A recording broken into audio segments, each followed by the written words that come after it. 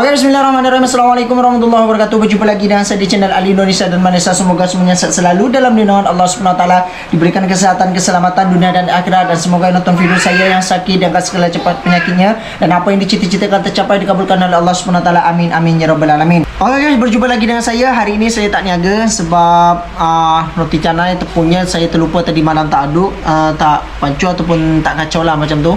Sebab kalau saya mengaduk ataupun kacau siang tu saya tak larang guys kalau buat siang, sebab kalau siang kan kita puasa macam tu kan. Okey, jika sini saya terjumpa salah satu video daripada channelnya Hippo Academy yang suka. Kat sini tajuknya Malaysia tak berdaya akui Indonesia lebih maju, rakyatnya malu sudah tertinggal jauh, macam tu guys. Jadi sudah tertinggal jauh. Dengan apa yang konten buat macam ni, dengan terjadinya sekarang di Indonesia yang korupsinya merajalela, yang tidak akan maju-maju kalau korupsinya belum dituntaskan macam tu kan. Jadi ya Allah, ni korupsinya bukan sedikit je guys, triliunan. Allahu Akbar, itu boleh menghidupkan satu negara tu duit tu. Allahu Akbar, ini berapa ya?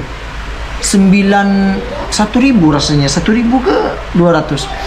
Masya Allah guys, tak tahulah nak cakap ni sampai ke 1.000 triliun katanya korupsinya. Sini tak tahulah SDM-nya ke rendah, yang SDM rendah macam tu lah. Dekat sini komennya Allahu Akbar, dan dijawablah dekat sini komennya. Dekat ni komen dulu ya. Dari Samsul Arifin, prediksi Indonesia akan menjadi kekuatan yang besar di kawasan, sedangkan Malaysia tak ada perkembangan, akan terus merosot. Gila komennya. Dan dijawab dekat sini ya, prediksi kekuatan korupsi. 1.000 triliun korupsi Pertamina. 1.000 tu. 1.000 itu bukan sedikit tu. Allah Akbar, itu boleh menghidupkan satu negara. Okey, jadi biar tak lama-lama kita lanjut saja ke videonya guys. Belakangan ini, keresahan yang melanda rakyat Malaysia semakin terasa menggelegar. Bagai badai yang datang mendekat dengan angin yang mengguncang. Keresahan ini semakin hari semakin membesar, berkaitan dengan fenomena yang sulit untuk diabaikan arus deras budaya, film dan musik Indonesia yang begitu mudah memasuki ruang kehidupan mereka. Arus budaya yang datang dari Indonesia dengan segala kekuatan dan daya tariknya menyusup begitu cepat dan merasuk ke dalam hampir setiap lapisan masyarakat Malaysia, dari yang muda hingga yang tua. Seolah-olah tak ada yang dapat menghentikan kedatangannya. Budaya Indonesia kini seperti ombak yang datang dengan penuh kekuatan, menerjang dan mempengaruhi hampir seluruh aspek kehidupan. Bukan hanya sekadar tren, fenomena ini sudah menjadi kenyataan yang sulit untuk dibantah. Musik Indonesia dengan alunan melodi yang begitu akrab di telinga, kini hampir tak terhindarkan dari setiap playlist di Malaysia. Lagu-lagu hits dari Indonesia mendominasi radio, platform musik digital, bahkan kedai kopi dan mall, menjadi bagian dari kehidupan sehari-hari masyarakat Malaysia. Begitu pula dengan film-film Indonesia yang terus mencuri perhatian dengan cerita-cerita yang menyentuh hati. Bintang-bintang yang sudah dikenal di seluruh penjuru dunia, serta tema yang dekat dengan kehidupan mereka. Dalam sekejap, film Indonesia telah menembus layar besar dan kecil di Malaysia, menjadi tontonan yang hampir tak bisa terelakkan. Perasan tak yang filem, drama dan lagu Malaysia susah sangat nak tembus pasaran Indonesia, tapi Indonesia punya mudahnya amat masuk ke negara kita. Kononnya Indonesia pentingkan kualiti, padahal kalau kita perhatikan filem, drama dan lagu Indonesia pun lebih kurang kita saja. Drama mereka pun banyaknya merepek, tapi melekat je dalam TV kita. Dekat Indonesia tu, balik-balik Siti Nurhaliza je mereka kenal, tapi kalau di Malaysia ni hampir semua artis Indonesia kita kenal. Sekarang ni pun kita punya filem dan lagu tular di Indonesia pun sebab TikTok tau. Kalau tak ada TikTok, jangan mimpilah dapat tembus ke sana. Persoalannya, kenapa susah sangat Indonesia nak terima industri hiburan kita? Jawapannya mudah. Pertama, Indonesia ada semangat nasionalisme yang tinggi, terutamanya apabila berhadapan dengan Malaysia. Mereka lihat kita ni sebagai saingan yang sengit. Jadi mereka takkan bagi ruang yang mudah untuk kita tembus pasaran negara mereka. Kedua, ada sebahagian orang kita yang sanggup beli bawa masuk filem dan lagu Indonesia ke sini sebab murah dan keuntungannya berlipat kali ganda. Jadi mereka tak kisah pun bab nak mengangkat industri hiburan kita. Janji boleh buat duit. Ketiga, ketiadaan semangat patriotik apatah lagi nasionalisme dalam kalangan pemain industri hiburan negara. Kerajaan dan pembangkang Malaysia pun sama, yang terus-menerus memberi ruang yang luas kepada dunia hiburan asing tembusi negara kita. Dan yang keempat, keterujaan yang dahsyat oleh rakyat Malaysia terhadap hiburan negara asing. Buktinya, tengoklah berapa banyak kedai-kedai yang memainkan lagu Indonesia merata tempat. Para artis dan pemain industri hiburan negara kita ni harus melihat aspek-aspek ini supaya kita dapat tahu puncanya dan perbaikinya. Apa yang pasti, Indonesia hebat dalam strategi mereka dan Malaysia terus-menerus berada di bawah tapak kaki mereka dalam semua hal. Namun di balik semua itu, muncul pertanyaan besar yang menggema di hati banyak orang. Apakah ada keseimbangan dalam dinamika budaya yang terjadi ini? Tak sedikit yang merasa bahwa Indonesia telah mendominasi, bahkan menggerus ruang bagi karya seni dan budaya Malaysia itu sendiri. Ketika Indonesia berhasil menembus pasar Malaysia dengan begitu mudahnya, budaya Malaysia justru merasakan hambatan besar untuk masuk ke pasar tetangganya, Indonesia. Karya seni Malaysia yang kaya dan beragam seakan tertahan di gerbang, sulit untuk menembus lebih jauh. Sementara karya Indonesia begitu lancar melaju tanpa ada halangan berarti. Keresahan ini tidak hanya terjadi di kalangan masyarakat umum, tetapi juga semakin dirasakan oleh para seniman, kreator, dan penggiat industri kreatif di Malaysia. Mereka yang selama ini telah berjuang keras untuk mempromosikan karya seni lokal, merasa seperti berada di dalam perahu yang tenggelam perlahan. Film, musik, dan seni budaya Malaysia yang seharusnya mendapatkan tempat di hati masyarakat luar, kini seolah terabaikan.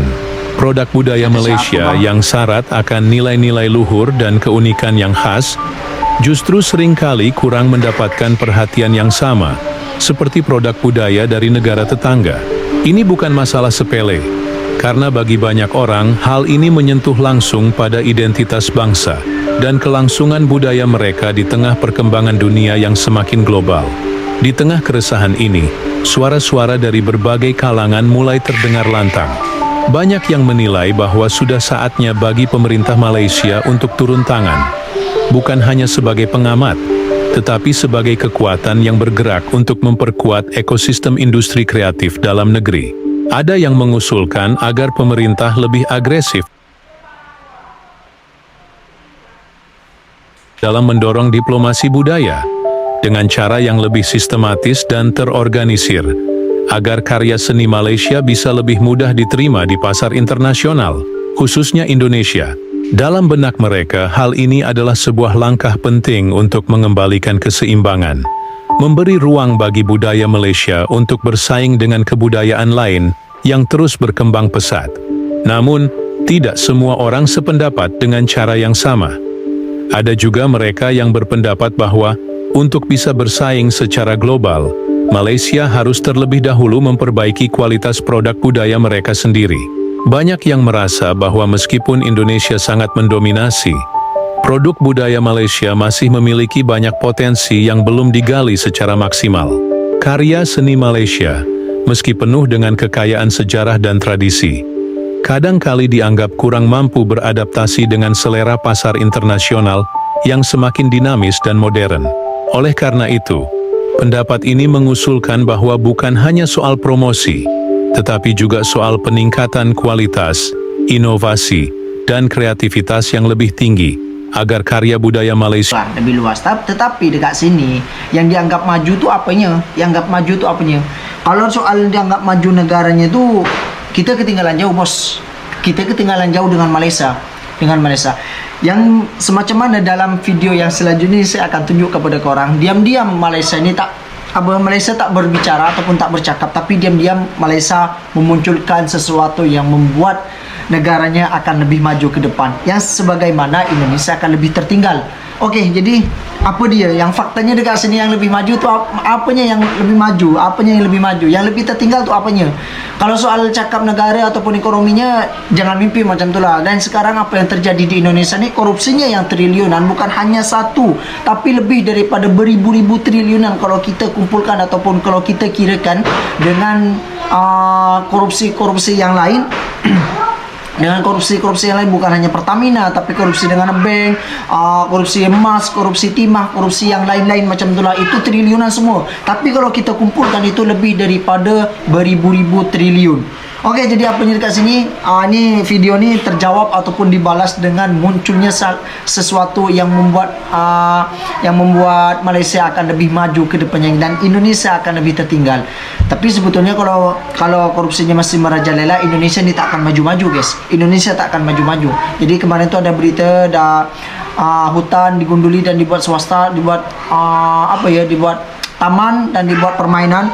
Permainan belum jadi tapi sudah terbongkar oleh pemimpin yang sekarang kalau tidak ada izinan ataupun ilegal macam itulah, separuh ilegal macam tu, dah melanggar daripada perjanjian macam itulah. Okey, jadi dekat sini kita lanjut videonya. Ini yang baru berita daripada Malaysia, ya, daripada Malaysia. Dekat sini kita baca dulu tajuknya, Malaysia pacu industri strip lokal, RI terancam tertinggal. Ini baru berita yang berkelas. Maksudnya berita yang akan memajukan negaranya, bukan yang soal musik apa. Kalau soal musik itu pasaran untuk masyarakatnya macam itulah. Okey, jadi kita baca dekat sini. Malaysia resmi mengucurkan dana Rp4 triliun untuk mengembangkan industri chip dalam negeri. Ini chip lokal, ya. Ini adalah chip lokal buatan rakyatnya macam itulah, buatan rakyatnya. Tapi sebagaimana kita belum dengar daripada Indonesia berita tentang rakyatnya yang disupport oleh negaranya, sebagaimana pernah menciptakan mobil listrik, pernah buat hal-hal lainnya macam itulah, dan buat bahan bakar daripada air.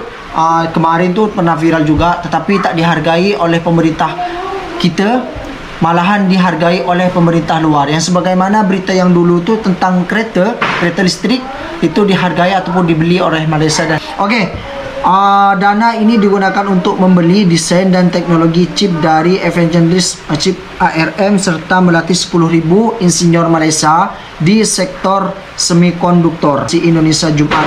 Ini beritanya daripada Indonesia, ya, yang buat berita macam tu, ya, yang buat berita.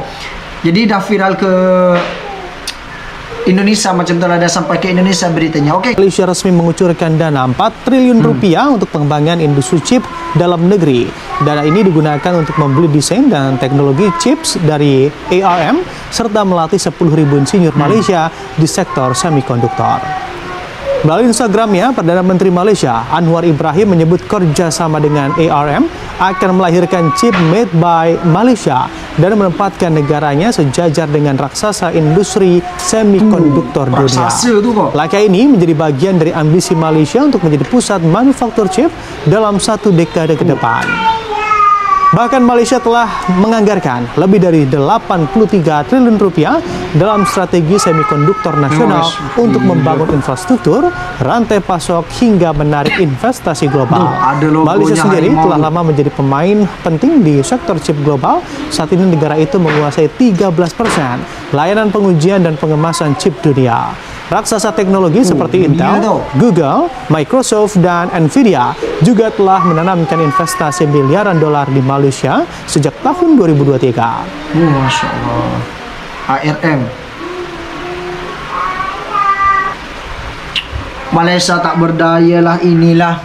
Faktanya apa dekat sini yang akan terancam tertinggal. Bukan hanya terancam tertinggal, memang Indonesia sudah tertinggal. Jadi komennya dekat sini kita tengok, ya. Ini komennya kita tengok. Ini komen daripada orang-orang Indonesia, ya. Bukan komen-komen daripada orang sana tau. Dekat sini Khairul Anam, Mother in Malaysia, Mother by Malaysia. Emang agak lain negara tetangga yang satu ni, ya. Tidak keluar-keluar, malah tahu-taunya next level bidang ekonomi. Ekonomi dunia tau, ekonomi dunia. Jadi Malaysia tu tak berkuar-kuar ataupun tak hambur-hamburkan berita, tak heboh-hebohkan macam itulah. Tahu-taunya Malaysia mengeluarkan industri ataupun yang akan memajukan ekonomi negaranya macam itulah. Jadi Malaysia tu bukan tidak keluar-keluar, Malaysia hanya ingin memajukan negaranya yang sebagaimana sekarang ni sudah banyak yang macam-macam. Andu Laila, jangan terasa terancam karena Malaysia bukan ancaman. Ancaman terbesar adalah dari golongan kita sendiri. Betul tu, betul. Jadi golongan kita sendiri, bangsa sendiri yang menguruti ataupun memakan duit rakyat macam tu, yang sebagaimana yang viral sekarang. Ya Allah, geram betul lah, banyak sekarang. Astagfirullahaladzim. Kenapa bukan bapak saya? Oke, jadi itu sajalah. Semoga ini bermanfaat dan jangan berkuar-kuar kalau belum ada berita resmi. Jadi dekat sini terbalaslah ataupun disekakmak ataupun dibuat berita terdiam sebagaimana beritanya dekat sini bukan berita daripada Malaysia tapi sampai di NBC Indonesia yang buat berita tentang kemajuan Malaysia yang mengeluarkan chip industri ini, guys. Oke, jadi cukup saja videonya. Assalamualaikum warahmatullahi wabarakatuh. Jumpa lagi di video selanjutnya.